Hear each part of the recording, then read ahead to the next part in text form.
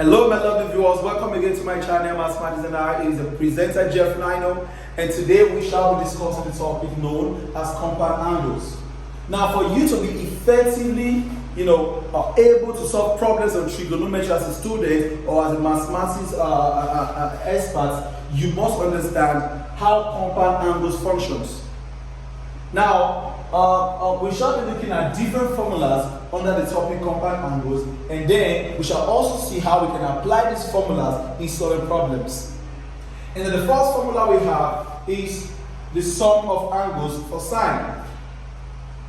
Sine A plus B. Now sine A plus B has this formula to be sine A cos B plus cos A sine B. Now this is the formula you use for solving sum of angles for sine. Now, number 2, we also have difference of angles for sine. So if I have something like this, sine A minus B, now it becomes also sine A cos B minus cos A sine B. Now, this is how you solve for angles, for sum of angles for sine, and also difference of angles for sine. Now, this is for sine. Now, let us look for cos. Number 3, sum of angles for cos. Now, cos A plus B becomes, cos A cos B minus sine A sine B. Okay, this is how you solve addition for cos. And then number 4, we have the difference for cos. Cos A minus B. Now cos A minus B becomes cos A cos B minus becomes addition plus sine A sine B. Okay, now this is for sum and difference for solving cos problems, for solving angles under cos. Okay, number 5, let's solve for tan. The sum of tan A plus B. Now we have tan A,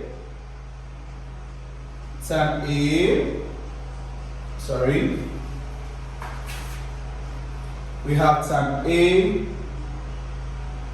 plus tan B over 1 minus tan A tan B. Okay, this is how you solve for sum of angles for tan under compound angles. And then number 6, difference of angles for tan A minus B. Now this becomes tan A minus tan B over 1 plus tan A tan B. Okay, now these are the formulas you apply when you are solving for what? Sum of angles for sine, and sum of angles for cos, and sum of angles for what? Tan, also for their differences. These are the formulas you apply. Sine A plus B becomes sine A cos B plus cos A sine B. Sine A cos B minus cos A sine B is for sine A minus B, and so on and so forth. But you must pay attention to what I am doing here. You will notice that for these formulas that I gave, the angles are different. I have angle A and then I have angle B. Now in some cases, it could be that the angles are the same. So when the angles are the same, what do? Now you should know that when the angles are the same, you can't carry out difference of angles, because let us assume that this is angle A and this is angle A as well. Angle A minus angle A will give us what? 0, so that doesn't work. So we can only solve for problems when the angles are the same for addition. So let us solve for the for sine, cos, and tan when the angles are the same, the sum of their angles. How the formula would look like. Okay, now let's go to number 7.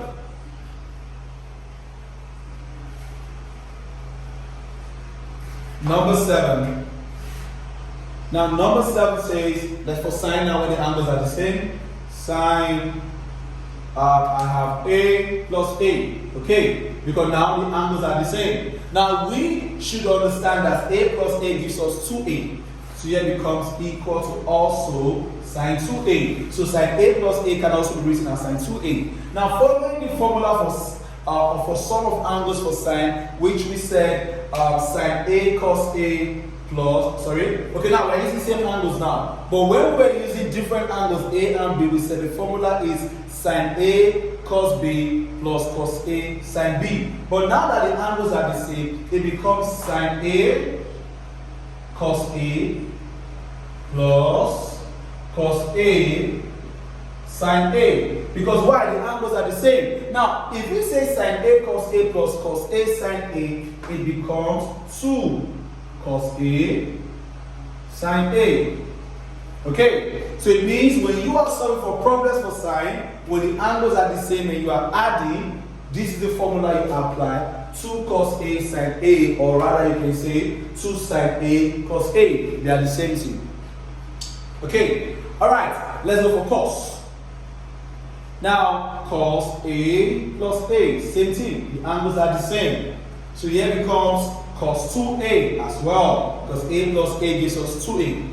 Now, also going with the formula, remember we said when the angles are different for cos, the formula is cos a cos b plus becomes minus sine a sine b. So automatically here becomes cos a minus sine a sine a. Okay. Now, cos A times cos A gives us cos square A, minus sine A times sine A gives us sine square A. So automatically, the formula for solving when the angles are the same for sum, for cos, under compound angles, is cos square A minus sine square A, which is the same thing as cos A minus sine A sine A. Okay, that is the formula for cos. Now let us talk about tan. Tan A plus A. Alright, now tan A plus A first gives us tan 2A. A plus A is 2A, don't forget that. Now following the formula, don't forget this. Now this is the formula for A plus B. Tan A plus tan B over 1 minus tan A tan B. So anywhere I see angle B, I'm given angle A, because now the angles are the same. So here becomes tan A plus tan A all over 1 minus tan A. Okay, now tan A plus tan A gives us 2 tan A, yes, over 1 minus tan A times tan A gives us tan square A. So the formula for sum of angles for tan under compound angles gives us 2 tan A over 1 minus tan square A. So these are the formulas that you can use when solving for compound angles, when solving problems under compound angles. These are the basic formulas that you can make use of. In our next video, we shall be discussing how we can apply these formulas in solving more problems. Till we meet again, if this is the first time coming across the channel, please don't forget to subscribe, don't forget to leave a comment in the comment section, and don't forget to share. Till we meet again in our next class, always remember, when you study, you know. Bye for now.